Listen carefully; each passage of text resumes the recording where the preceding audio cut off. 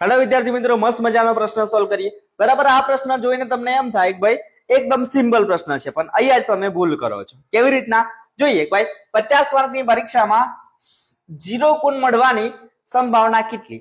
50 માર્કનું paper છે અને 0 ગુણ મળવાની સંભાવના કેટલી? તો અમુક ઉતાવળમાં ભાઈ અહીંયા શૂન્ય આવ્યું તો તમે જવાબ પણ 0 ટીક કરી દો છો, પણ એવું નથી। તો અહીંયા તમારો જવાબ શું આવશે? થોડોક અલગ જવાબ આવે છે। કેવી રીતના? તો આપણે એક નાનકડું ઉદાહરણ જોઈએ। આપણે સંભાવનાનો આ ટોપિક છે, તો સંભાવનાનું મૂલ્ય હંમેશા 0 થી 1 ની વચ્ચે જ હોય। કોઈ ચોક્કસ ઘટના હોય તો એની સંભાવના 1 અને કોઈ 100% ખોટી વાત હોય એની સંભાવના 0। તો 0 અને 1 ના વચ્ચે જ આવશે સંભાવના, કોઈ દિવસ માઈનસ ના હોય, આટલું યાદ રાખજો, 1 માર્કમાં પૂછાઈ જશે।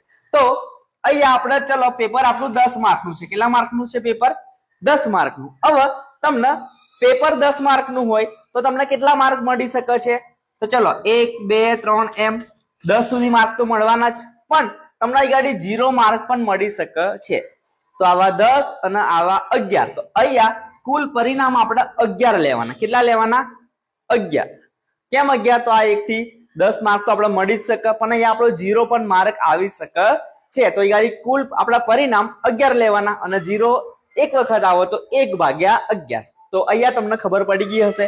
બરાબર, તમે ઉતાવળમાં શું કરશો ભાઈ 1/50 આવું તમે કરીને આવતા રહેશો, આ તમારો જવાબ પડી જવાનો છે ખોટો। અહીંયા નીચે 50 નહીં આવે। કેમ નહીં આવે? તો 1 થી 50 નંબર માર્ક તો મળવાના જ છે આપણને, પણ 0 પણ આપણે ગણવાનો છે, એટલે ભાઈ નીચે કેટલા આવશે?